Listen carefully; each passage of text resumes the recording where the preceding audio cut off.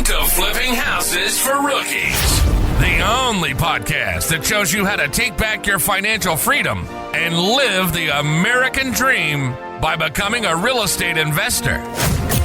Without the banks, without the big wigs, and without the realtor's nonsense. This isn't about selling you coaching or some get-rich-quick scheme. It's about opening your eyes to the possibilities so you can make real chunks of dough, buy your life back, and become a free American. With over 400 episodes aired, we're delivering everything you need to know to find deals, talk to sellers, structure deals, and win big. It's time to take action, change your mindset, and claim what's yours. Real estate is the key to your freedom, and we're here to show you the way. Subscribe now and catch our latest episodes on YouTube at Flipping Houses for Rookies, because your financial freedom starts today. Now, here are your hosts, Bill and Pete.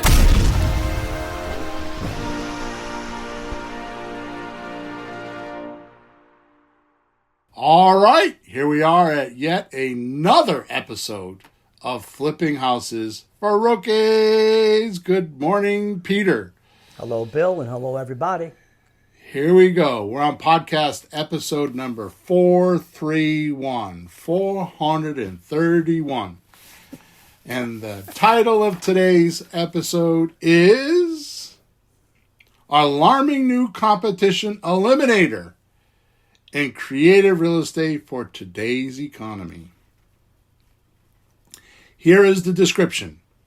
Warning, this single podcast may crush your real estate competitors. And they definitely don't want you to hear what they do or how simple it is. So you should buckle up, because this episode is about to flip your real estate deal hunting upside down. This two-step strategy is so simple, so potent, and so game-changing that most creative real estate pros and gurus would pay a fortune to hide it from you. Picture this. You're at a high-stakes poker table, and suddenly you see everyone's cards. That is the level of advantage we're talking about today. Imagine knowing exactly how to position yourself in any market, leaving your competition in the dust while you vacuum up deals they don't even know existed. But here's the thing. This isn't about working harder. It's about working smarter. Way smarter. It's about working, I'll give that to you again. But, fair warning, this info isn't for everyone. If you're content with your average or no returns, playing it safe, then don't listen to this podcast, because it's not for you. But if that isn't you, your future self will thank you later. So let's get started. Okay. Ta-da! Yeah. Before I get started, you should probably have a paper and pencil, because I came up with something that I've been working on for quite a while. I believe that this business, meaning the creative real estate business, doesn't have standard operating procedures that should be believed in and used.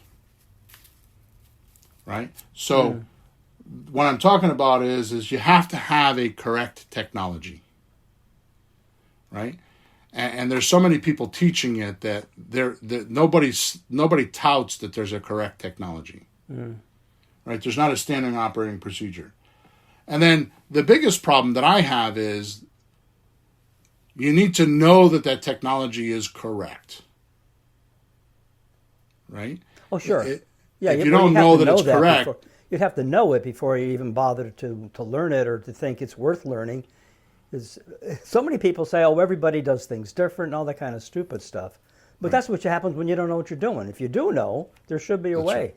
That's right. So if you don't know the technology and you don't know it's correct, right away when it doesn't work, you will blame everything else except the incorrectness that you're applying. Yep. Okay. So that's what this podcast is about. And when I wrote this podcast, I was thinking of how I could unstick you or unstick my coaching clients. So I came up with what I consider standard operating procedures to do that. So I know I don't normally start the podcast this way, but I'm telling you, you should probably listen with paper and pencil, because I'm going to give you, if you're not doing deals, I'm going to give you 7 ways or 7 things to look at that you can actually figure out why you're not doing deals. Okay. Okay. And then towards the end of the podcast, I'm going to give you a couple of things that most people don't talk about that will fit into everything nicely. Okay. So normally at this point of the podcast, we're doing housekeeping, and I usually tell you that we record this podcast 9:30 a.m. Eastern Standard Time. We are coming to an end. I think it's going to be somewhere around episode 450. I'm not 100% sure. I've been working on the new private podcast platform. The private podcast platform will still be for free. You'll have to get the app that we're going to give you. We're going to give you an app, and you're going to download the app, and you're going to have all the episodes there so that you can listen to it on your phone. The reason why we're changing the podcast platform is because you can communicate to us. We'll be able to text you during the podcast, or you'll be able to text us during the podcast. And like all the downloads and things that I'm going to give to you, you can just get right on your phone. So that's why we're changing it. Okay? But in the meantime, we record at 9:30 a.m. Eastern Standard Time. We live stream it on Thursday morning to Facebook. We live stream it to LinkedIn.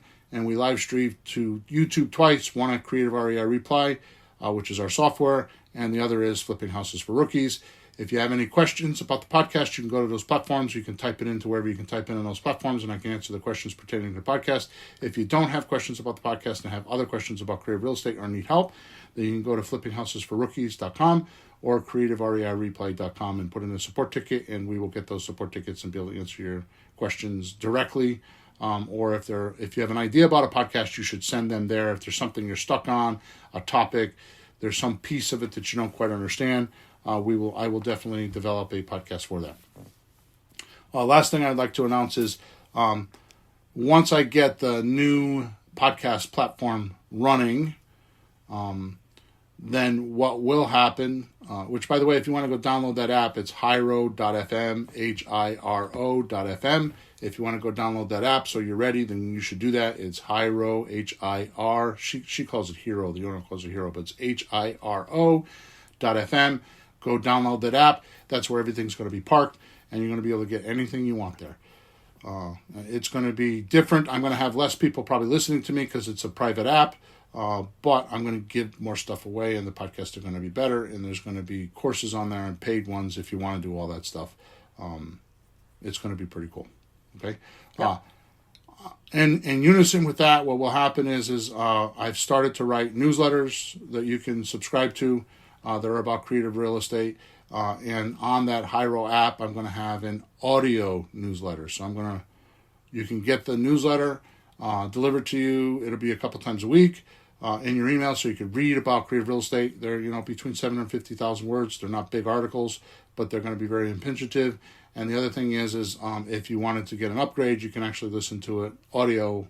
So I'm going to be reading the newsletters to you so you can get them in audio. Mm-hmm. And all that's coming down the road. I'm hoping that it'll be ready by the end of 2024. So in 2025, all this stuff will be launched and ready to go. And that's my goal. Awesome. Okay. Enough of that. So here we go. Podcast time. Go. Okay, Pete. Baby, go. Okay, Pete. Yeah. I want to start off today with an interesting discovery that has been hidden in the shadows for many creative real estate rookies for some time now. I had trouble finding it. And I knew something was there, And I've been working with you, and I've been working with a couple. My coaching group is as small as it's been, so I have more time to spend with people for reasons. I last month I fired 2/3 of my coaching clients.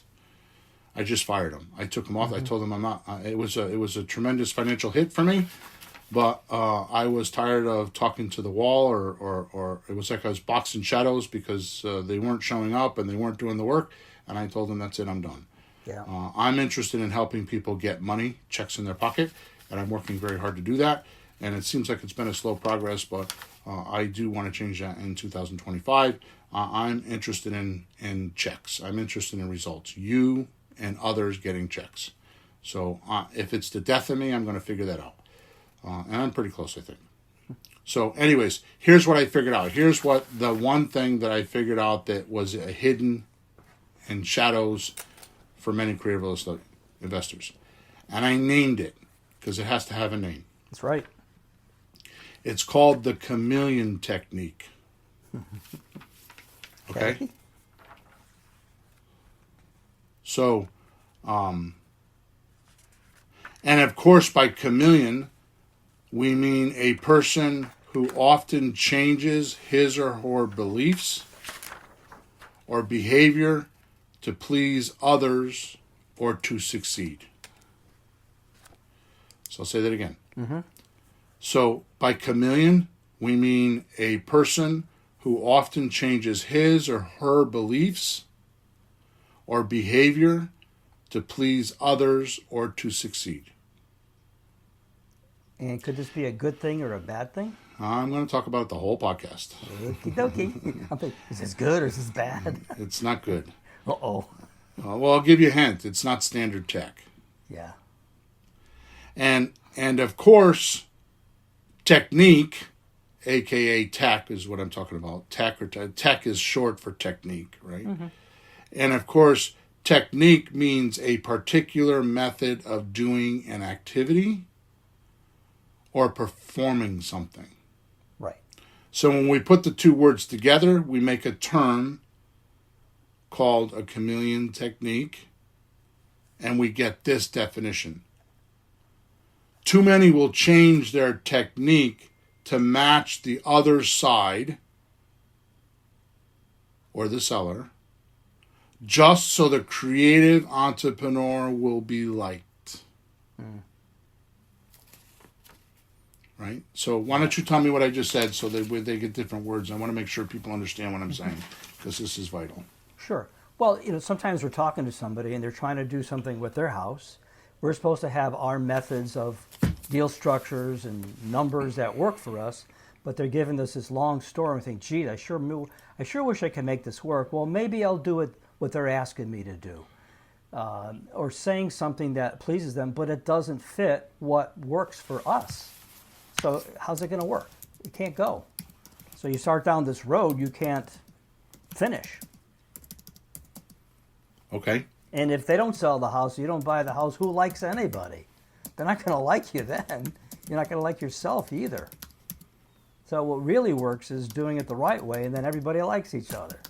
Sometimes things are hard when you're trying to get them done, and maybe it's not understood to be the right way or pleasant or whatever. But when you pull it off and everybody gets paid, the seller's happy, the buyer's happy, we're happy. So that's exactly right. It's got to be the right way.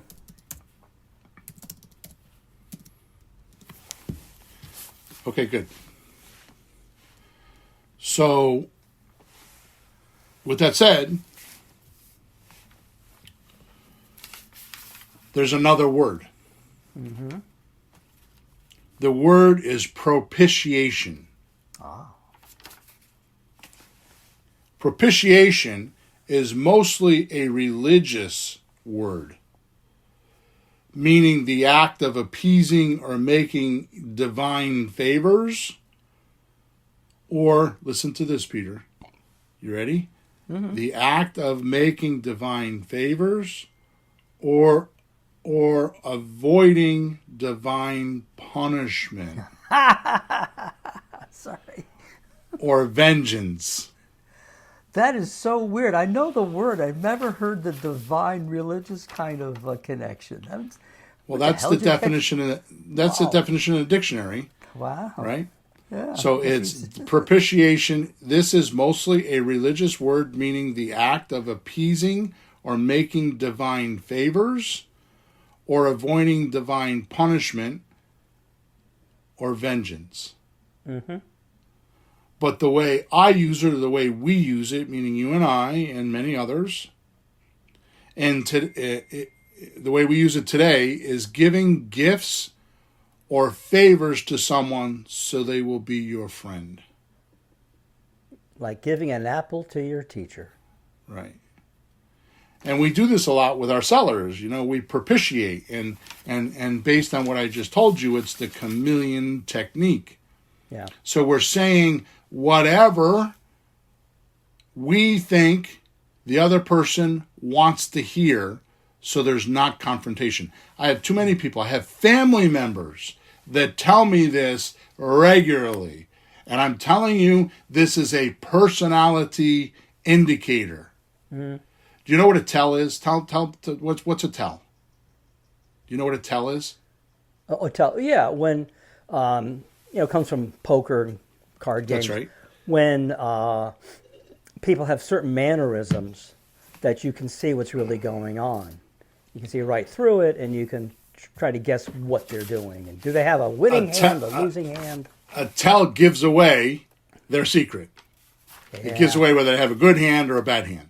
Yeah. Right? So when I hear this one exact term, it's a tell for me that this person is doing the chameleon technique. And what do they say? Here's the tell. I don't like confrontation. I thought that was, yeah. Or I avoid confrontation. That means this person that says this is using the chameleon technique. I will tell you from my vast experience, because lately I've been out wandering, making trips and doing things I shouldn't be doing that I can't afford, and they've been extremely expensive. Working on things myself and other things because I am ready to move it to the next level in my life. And I know that when I do that, some are going to go with me and some aren't. Because I am definitely changing things. Mm-hmm. Because I want to. Yep. Right? I will tell you that it took me a long time to figure out that a 3-minute uncomfortable conversation with someone could change your relationship or how that thing ends up for a lifetime. So if you're with a seller and you have that 3-minute uncomfortable conversation that you consider confrontation, the deal will change. Okay? Here's my point on this. Too many try to be socially correct and don't follow standard procedure or standard tested and proven scripts because they believe it will make them unpopular with the seller because they have a myth in their mind that if they become their friend, they will sell the property to them. Nope. Which brings me to another point that I didn't write down, but I'm going to tell you that I've just recently learned, and I'm not going to tell you why I learned it because it's a bit embarrassing, but I'll tell you what I learned. I think you and I have talked about this. Okay. You have friends, and then you have acquaintances. Yeah. A friend is going to bend over backwards to help you. They're on your side. And vice versa with you. You have certain people that if they called up and said, my brother's going to jail, I need 10 grand, you're going to help them get the money. I would ask what he did first, but yeah. This is a true story. Oh, okay? No, really? So, yeah. Actually, it was her son. It was her son. It wasn't her brother. It was her son was going to jail and she needed 10 grand. Oh, boy. In 3 days. Yeah. Okay? Where an acquaintance would be like, oh, I don't have 10 grand. I can't help you. No way. Sure. So you need to realize that even though you were really good on the phone, you are never going to be the friend of the seller until the deal is done and they have received the results. That's when they know you are a friend. In the beginning, you're just an acquaintance. They don't know you. There's a big difference. Yep. Big difference. Right? Let me see if I can look that word up real quick. I should have done that before. Which one? Acquaintance. Oh, yeah. Well, I would guess from where you're going with this that a real friend will also tell you the truth and have those uncomfortable conversations where the acquaintance wouldn't bother. That's right. So an acquaintance is defined as a person who knows slightly. It's a person who one knows slightly, but who is not a close friend. Sure. Right? So we're dealing with acquaintances in the beginning. Right? The way you trust someone is when their words match their actions. Yeah. Right? So if you say, John, I'm going to meet you at the diner at 2 o'clock on Thursday, and I will have the contract and we will be ready to go. You need to show up not at 2:05, but you need to show up at 2 o'clock with a contract and ready to go. Yep. Your words match your actions. Right? Yep. So too many are trying to socially be correct and don't follow social procedures. Right? So here's a perfect example of this. You're doing the script, and the seller knocks you off the script. Now, here's how you would normally handle that. You would acknowledge them, say, I got that, and then you would continue on the script. Unless it's a legitimate concern, like I can't talk right now because my daughter just fell off the couch. Yeah. Right?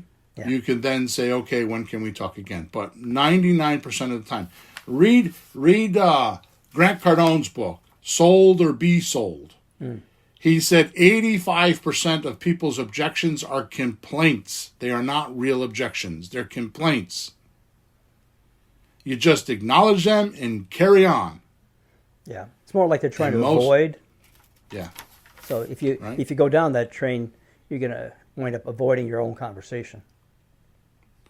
So when you're trying to pretend to be a seller's friend with hopes that this will oversee the entrepreneur's inefficiencies or lack of final and certain help, the entrepreneur can supply. So when you're just trying to be their friend, you're not breaking their social veneer. They're acute, in other words, very short, very simple personality, and you're not getting into the real reason why. Okay? So a perfect example of this is go to a party. What's at the party?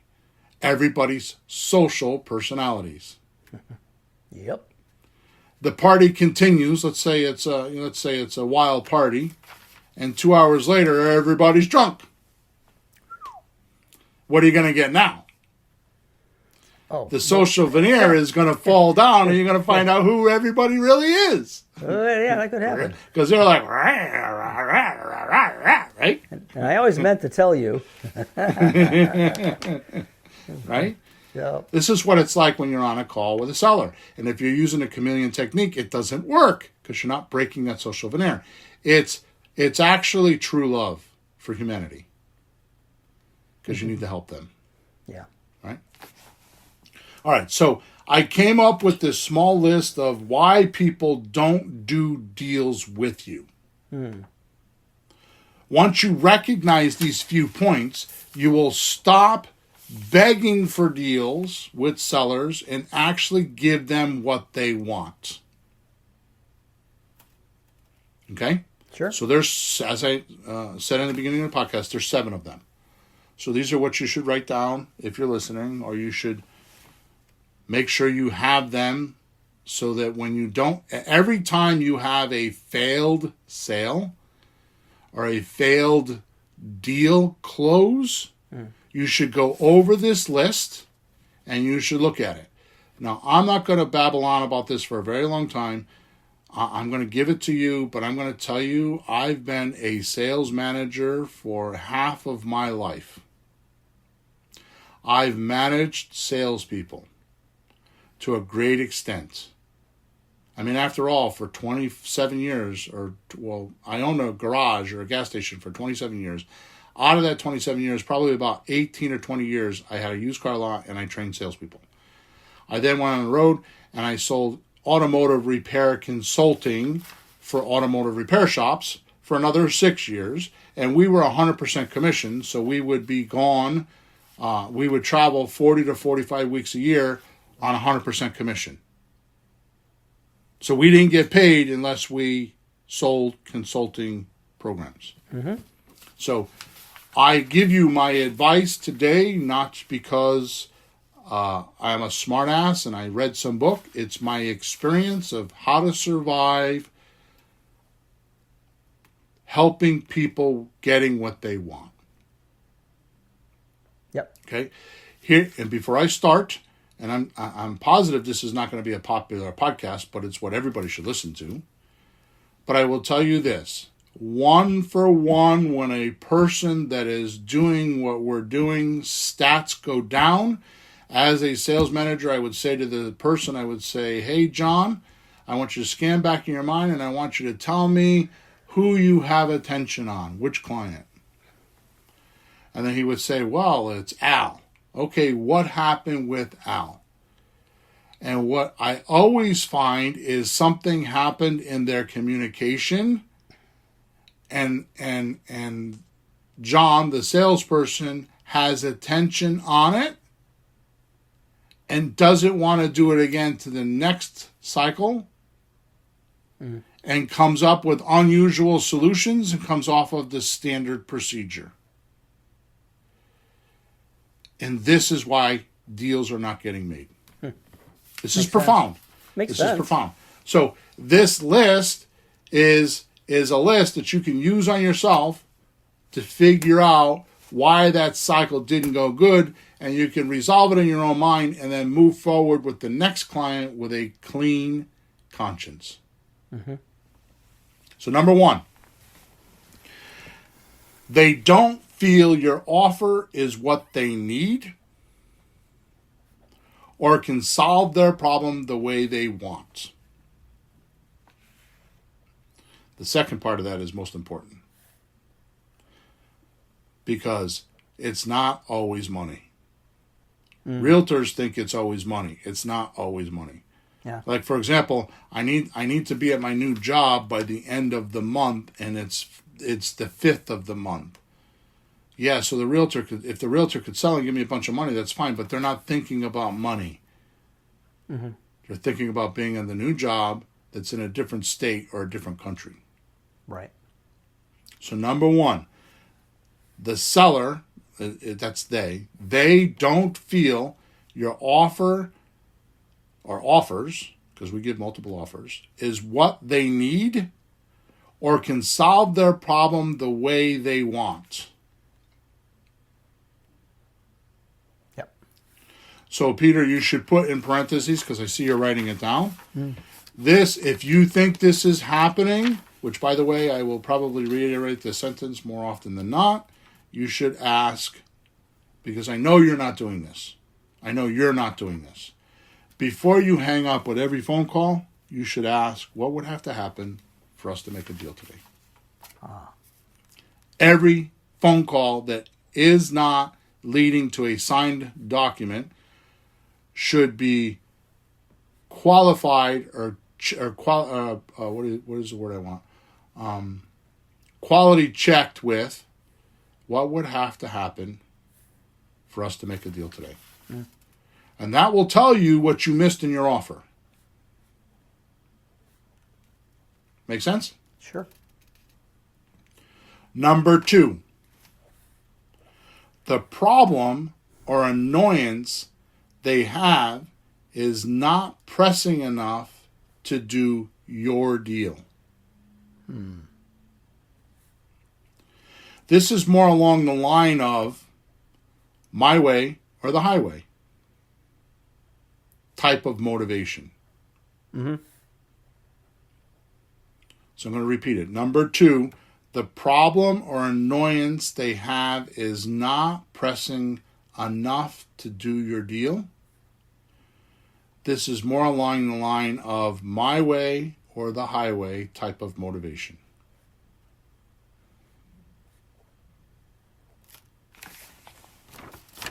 Is there a fix for that? Or is Yeah. Every one of these you can say what would have to happen for us to make a deal today. Because then they'll tell you, what I really need, like I'm doing a refinance right now. Mm-hmm. I actually went to the closing table on Monday. Yeah. It is now Thursday, and I have not signed the closing documents because I point blank said to the loan agent, my motivation is I need $50,000 out of this deal. And with all the fees and everything, I'm only getting $33,000. So the amount of effort and the amount of cost and the amount of discomfort, because I'm telling you, for example, I make this property, I make $1,000 a month right now. If I do this deal, I make $100. Ouch. They haven't checked with me what problem or annoyance am I trying to solve.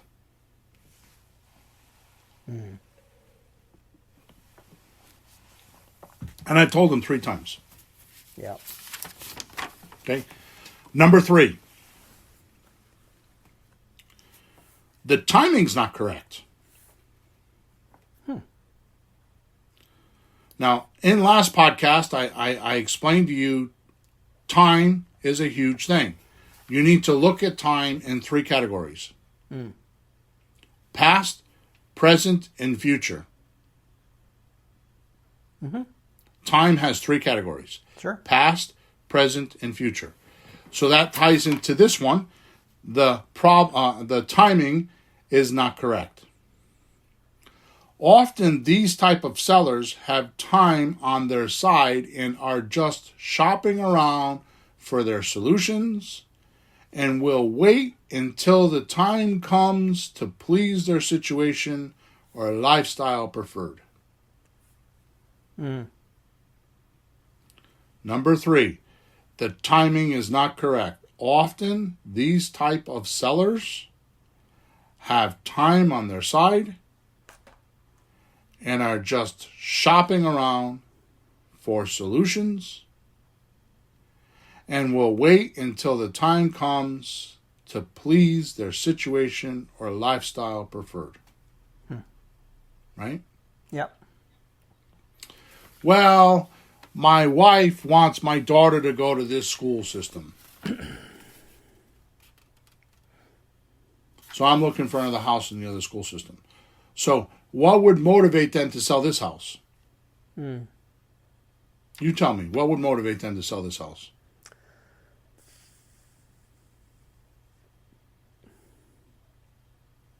I thought it was obvious. I guess it's not. Nope. We found another house. Like find the other house for them? No. What? So I'm telling you, timing's is not correct. Yeah. So we find another house. My wife wants my daughter to go to the school system, so now we're ready to sell. If you don't have the other house found yet, then how urgent is it to sell this house? Does it make sense? Yeah. I'm not sure what we would do still with that. Would we find them the house? Or just wait? We put them in follow-up. See, this is exactly what I'm talking about. You're trying to make a deal that doesn't exist. Well, I'm trying to think how to if it doesn't exist, that's fine, because some people aren't. But sometimes in a situation like this, we'll like do all the paperwork in advance. Like we can do this when you find the house and you do all the paperwork in advance. Maybe that would be the answer. No. You put them in follow-up and you move on. Okay. However, if they had another house and they're not closing for 2 more months, then you could do exactly what you said. Let's do the paperwork now. You go work on your deal, and I'll take over your house when you're ready. Okay. Right? So basically, there's a definitive bullseye. This is saying there isn't a definitive bullseye. The timing is not correct. Okay. Right? We did a long time ago the five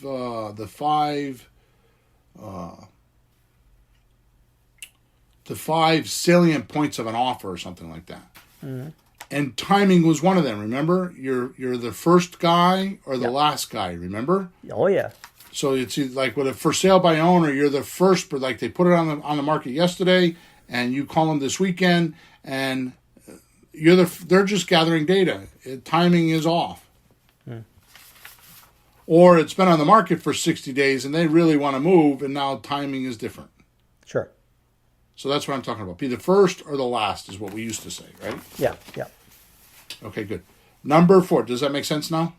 Yeah, no, I was thinking that we're supposed to rescue all of these, but sometimes if it's just not the thing, it's not the thing.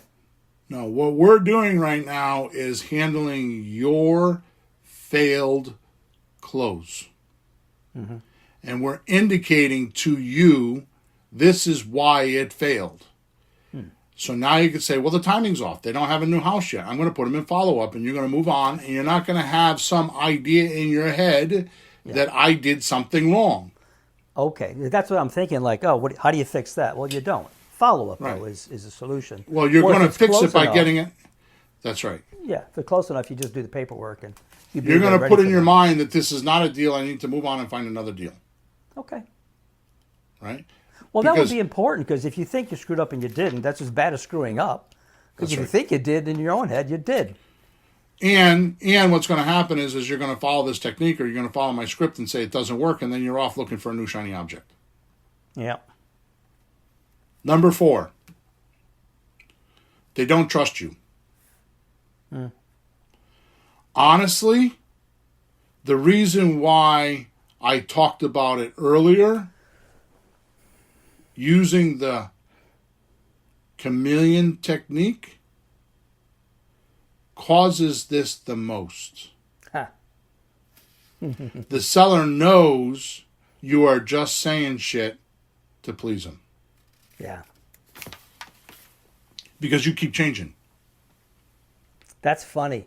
You think if you agree with them or go along with them, they'll like it. But yeah, if you keep changing it, they're going to see through it. But I gotta ask this, or just point out: is there? It seems like a fine line in a sense between finding out what the person wants and helping them get it the right way, or see what they want and try to offer something that isn't the right way. Because we're always trying to find what they want and help them with it. But We just recently changed our script, and the reason why is because I came up with a very clever line. Yeah. So when you're doing the script now, you're going to do some pleasantries, and you're going to ask, do you have time to talk? Yes, I do. Okay, good. Is the house still for sale? Because they might have sold it an hour ago. Yes, It's still for sale. Okay, good. What is your asking price?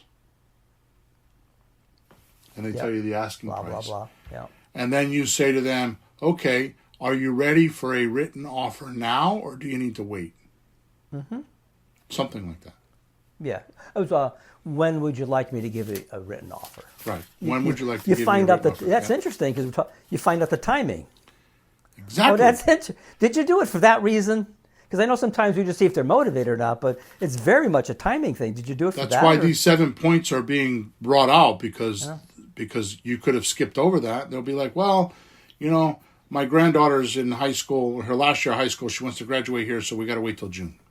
Yeah, and it's like October or something. It's not. I had one not too long ago, like, you know what, we need to wait till Christmas because my grandkids want to have one more Christmas here. Yeah. Right? Yeah. Then, once you get through that, you say to them, okay, well, the only way I can give you $300,000 for this house is if I give you, I'm sorry, if there's, I'm going to do it again. The only way I can give you $300,000 for this house, assuming they're asking $300,000, as is on the date of your choice, is to give you monthly payments without any landlord obligations. Is that something we could talk about? Mm-hmm. Right? Mm-hmm. But we do that only once we say, when did you want an offer by? Yeah. These are pre-qualifying questions that are getting missed and causing you to do things like chameleon techniques. Because you don't have certainty on what their problem is, and you're guessing. Yeah. Right? So number 4, again, I'll repeat it, they don't trust you. Honestly, and the only reason I talked about the earlier using the chameleon technique causes this the most. The seller knows you are just saying shit to please them. They don't trust you. Yeah. Number 5, they already have another solution. Like a realtor. Another buyer. Another offer. And this other offer is not perfect for them, or it's not close enough for them to close, so they're still shopping around. It missed something, this other offer. It's not enough money. They got to wait. There's something about the offer they have that isn't right. And I'm going to tell you the number one thing you're going to run into with this is imagined offers. Oh, yeah. My neighbor said they would. Yeah.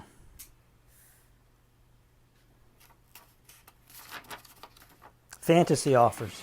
Fantasy offers, that's right. So number 5, they already have another solution, like a realtor, another buyer offer that is not perfect for them. Right? Mm-hmm. And close enough for them to still keep shopping around. Yeah.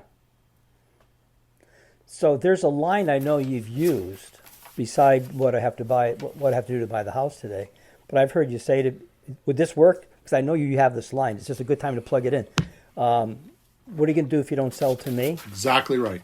Right? I got one right. Yay! If we don't do a deal today, what are you going to do? Yeah.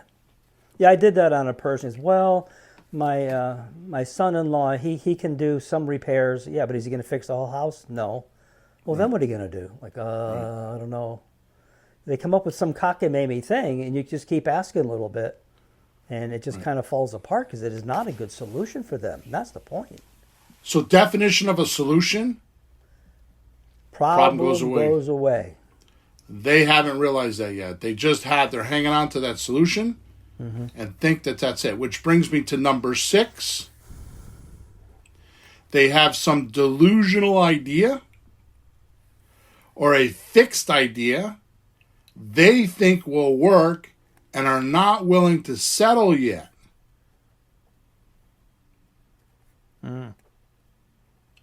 These folks have only done this deal in their imagination and not in the physical environment and don't know yet. Yeah. Oh, Johnny, the 3-year-old little baby, don't touch the stove. It's hot. Doesn't believe you. He keeps trying to touch the stove. The only thing you can let him do is touch the stove because he doesn't believe you. Number 6, I'll do it again.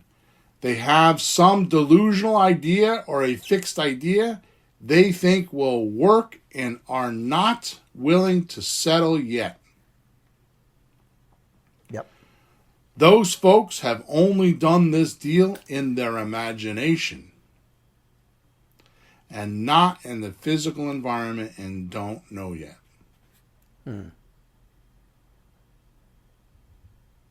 That's probably the most common one we have since the pandemic.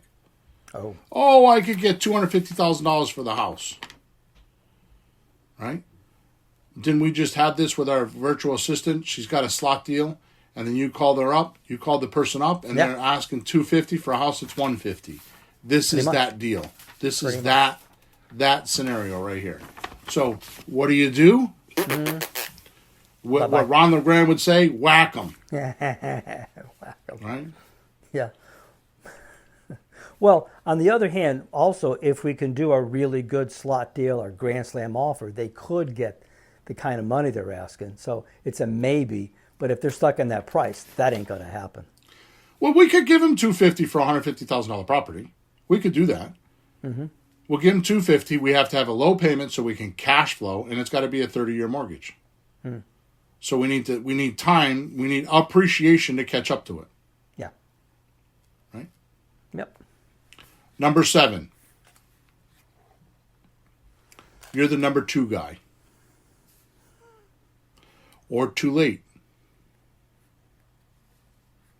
Suppose they have someone else helping them, and they're not really happy with their performance or results, like a realtor. If you try to help this seller, it will only make you look bad or pushy. Or make them start questioning their already made decision.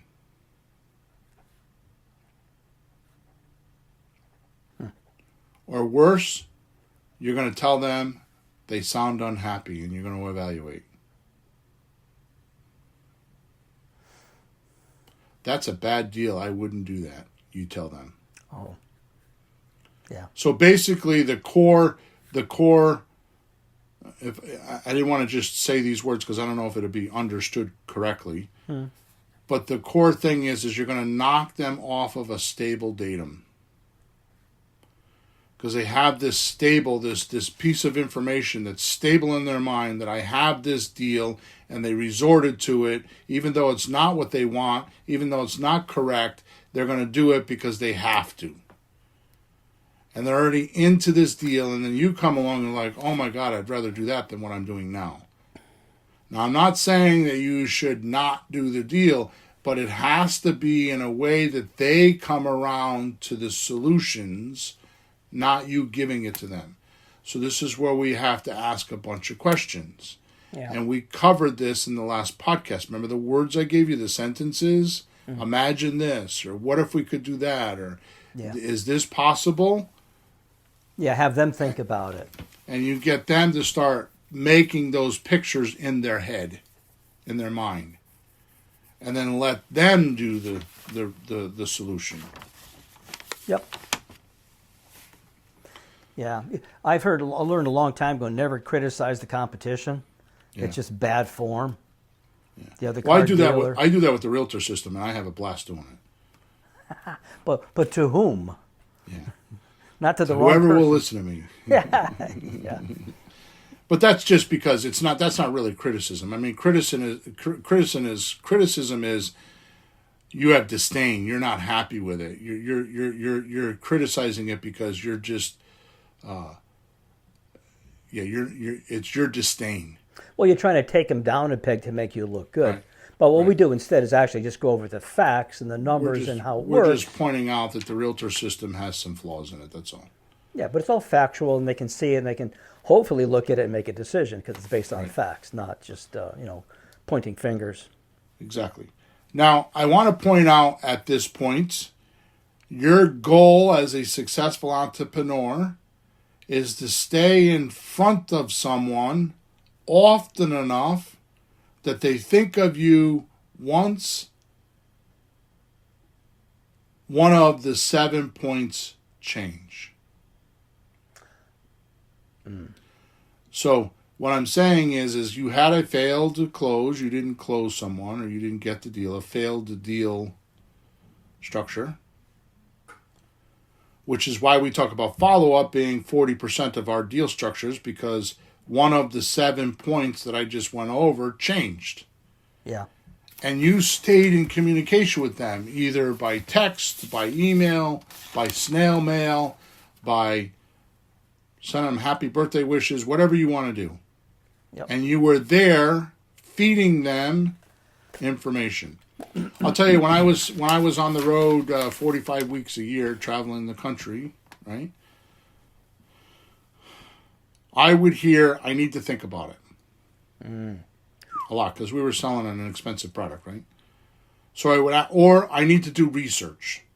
To me, they're the same objection. Sure. I would ask, what do you need to research? What do you need to think about? Because instead of letting them go off and typing it into Google, I would give them specific places and things to go look at. Well, then go check this out or go check that out. So that even if they did type it into Google, there was some positive as well as the negative. Because too many people go to the negative first and forget about the positive. Mm-hmm. Also, what I noticed in what you just did was you got the very specific thing, not just let it go generally, think about it like, well, think about what? Because it goes from being just like fear or don't want to do it, just nerves, to like exactly what, because you can't deal with a general situation. You got to be specific. So that right there is a smart starting point. Exactly. All right, so this brings me to today's podcast title, Alarming New Competition Eliminator and Creative Real Estate for Today's Economy.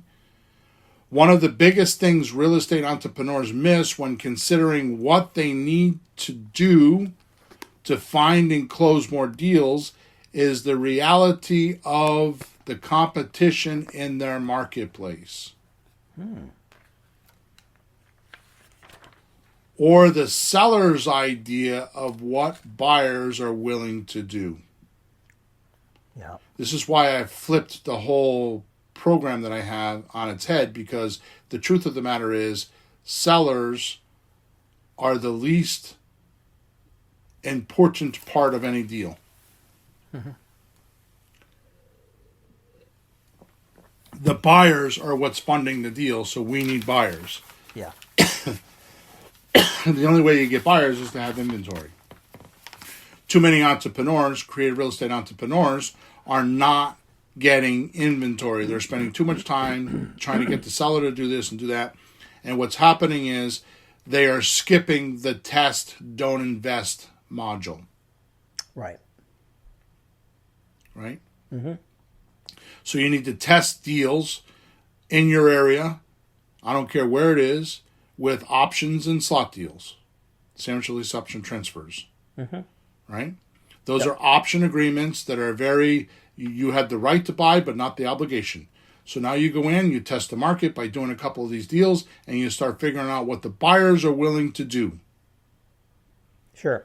Then once you understand the market, you start investing.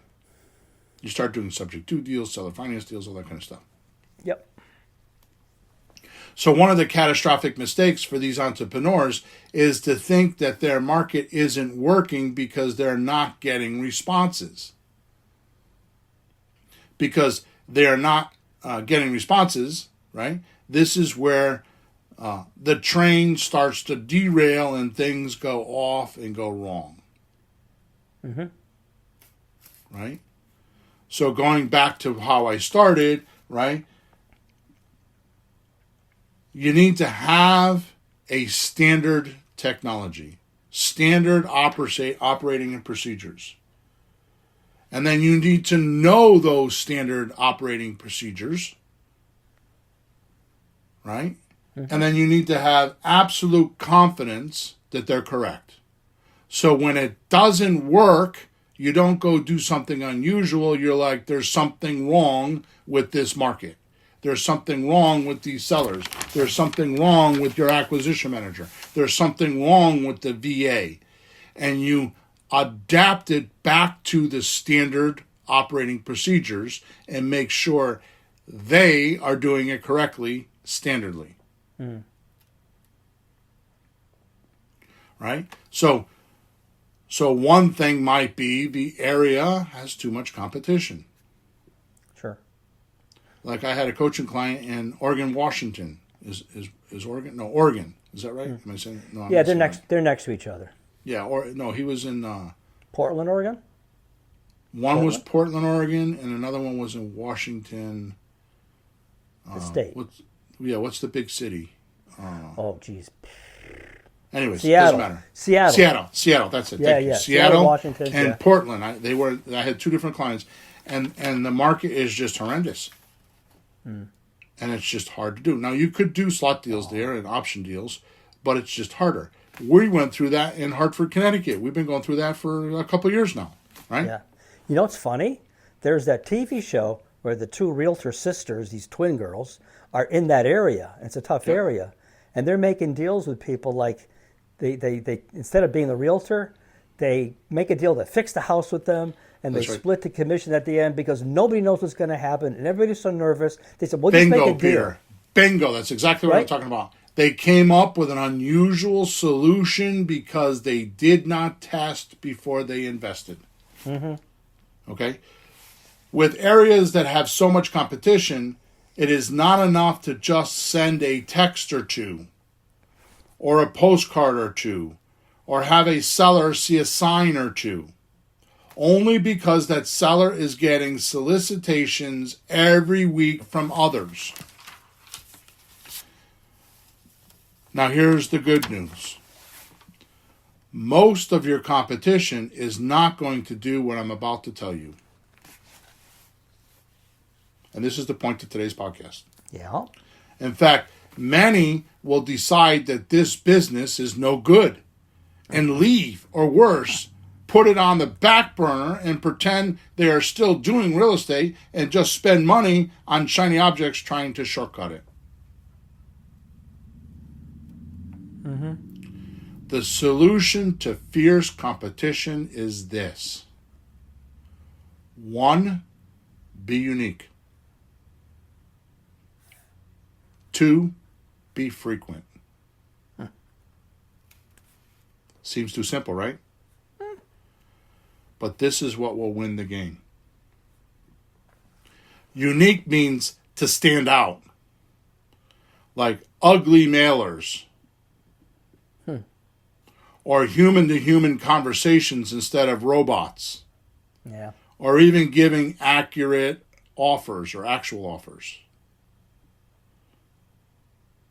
Right?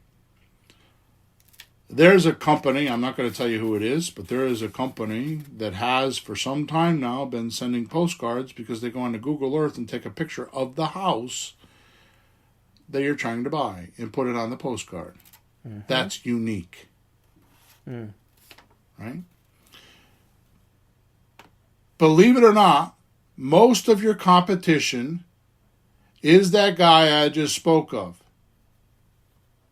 He decided to do this business and is not going to and is going to replace his income. He figures, I'm going to do this business and replace my income. But has spent money he wants to recoup and has everything on autopilot. So he'll go buy systems and he'll get everything going. We have problems with this in Creative REI Replay, right? We've had a few people leave. We've made some changes because they're telling us that the autoresponder or the robot, the AI, is not making appointments. Mm-hmm.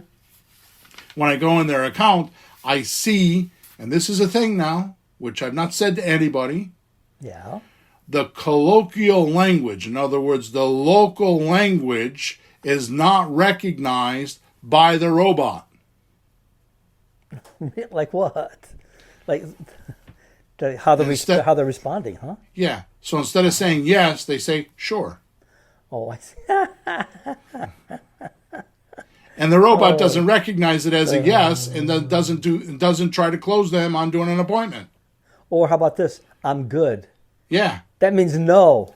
Yeah. And I'm still trying to get used to that one from our kids. Like, what do you mean you're good? I asked you a yes or no question. I'm asking if you're good. That means no thank you. So the ones that are crushing it are actually going into the system and just calling people that respond. Yeah. So here these people have it on autopilot, waiting for a deal to fall in their lap, and today's society or creative real estate is not that way. You have to be unique, and you have to be repetitious, right? Yeah. Or frequent. Which, by the way, no attention acts like an invalidation. Oh, that's true. If you don't ignore somebody, see how they feel. So somebody's talking to you and you just look at them and you don't answer them. How long will they keep talking to you without getting pissed? They'll get pissed off and walk away. They will get pissed off. They will get pissed off. Yep. And they'll walk away. By not responding or by not interacting, the seller's feelings get hurt. And you ready for this? Mm-hmm. The seller chalks it up to as a scam. Oh, hell yeah. Then it happens again, and now the seller thinks everyone like this is a scam. Oh, that's even worse. You just show up and you're already a scam. You didn't even do anything. Because everybody before you was on autopilot. Oh, I'm going to do real estate, and I got a 9-to-5 job, and I'm going to buy this automated tool, and it's going to do all the work for me. Which is very true. But you need to guide the robot. The robot is a robot. I'll give you an example. Your car. So I could promise you, I have a car. I actually have 3 cars. And the only reason why I have cars is because it's a hell of a lot better to get my car than to walk. Yeah. But I still got to drive the car. Yeah. Okay? Back to being unique. If nothing you do is memorable, you don't stand out. It's that simple. I've been doing this for years. You know this about me, but you don't know that it's been orchestrated because I make comments. I say things that are outstanding. Mm-hmm. Like the realtor system sucks. That's an outrageous nobody says that. Mm. Right? I come out with statements to be outrageous because then it's memorable. Yeah, if you're not, it won't be. It won't stand out. It has to be really, I don't know, hyperbole. How about that word for today? There you go. Yeah. Even if they're not ready, even if the seller's not ready to sell now, memorable gets saved until they are ready to sell. You need to be memorable, right? Then there is the point on closing more deals so you have inventory to show your buyers who actually pay you. Well, listen to this. Frequency is not enough if you're not getting inventory. Mm. You will want affinity frequency. Oh. Right? Working for you at all times. They will pay attention to you because they feel good about what you're saying and you're in the conversation in their head already. Let me explain. For sake of example, let's say you send out a postcard. Mm-hmm. Well, follow-up needs to have affinity like sending an email. Hey, I sent you a postcard. Did you get it? Yeah. Then a text. Did you get a chance to read my postcard? Mm-hmm. Then a yellow letter. I know I sent you a postcard, but I wanted to give you more information. Mm. More emails. More texts. Then, how about a letter and a priority envelope? You're constantly standing out, and you're constantly communicating. Send them a free report or to a web page where they can make their own offer. And once they visited that web page, now some won't do this, but this is new technology. You can actually buy software now that uses their cookies. In other words, when the internet downloads software called a cookie, so that next time you go there, it doesn't have to download the internet. It doesn't have to download the web page again. It's already there. It just opens it. Yeah. And nowadays, you can download the cookie, and in that cookie, you can have remarketing campaigns, so that now wherever they go, your ad shows up. I buy houses, and they think you're everywhere. Yeah. This is going back to the day when we used to do this manually. I would pick a neighborhood or a section of town, and I would send yellow letters. I would be in the inserts in the newspaper. We would put signs out. We would put door hangers out. We would put magnets on gas station pumps. And when I walked into the house, my business card looked the same as the sign, the ad, everything looked the same as my business card. And we would get 100% of the time, oh, I've seen you. You're everywhere. That's right. This is where I learned this. So does that give us another step, another segment of be omnipresent? Yeah, I guess. My point, even though this is extensive, the multiple contacts are vital these days. If you are not attempting to reach a seller 7 to 12 times, you're missing a lot of deals. And just to be simple about this, and not doing all the other things I'm talking about, just leaving 7 to 12 messages on their voicemail is enough. Hey, I got your offer ready. Can we talk? Hey, I know you may not be willing to sell your house, but I have an offer. Here is the best message in the world. My team and I just sold a house and we have leftover buyers. We'd like to talk to you about selling your house. Can we talk? Mm-hmm. What if your seller's not ready now, but will be in 3, 6, 12 months? Are you top of their mind, or on somebody else? Are they on somebody else's mind? Are they thinking about somebody else? Mm-hmm. Remember, I used to say all the time, time changes everything. That's right. End of story. To get more deals today, you have to do more than your competition to win deals. End of story. Today, sellers don't make instant decisions when selling their houses like the old days.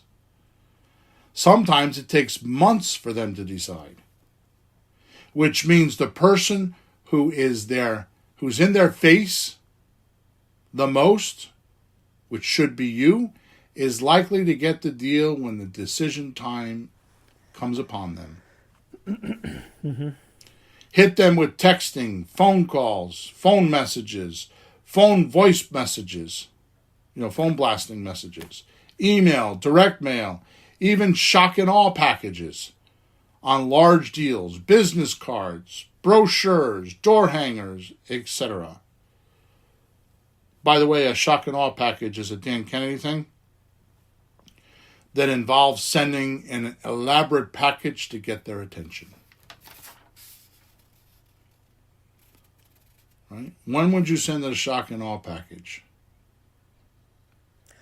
Well, it's a little bit, it's not just a 5-cent item, it's a pretty good piece of marketing.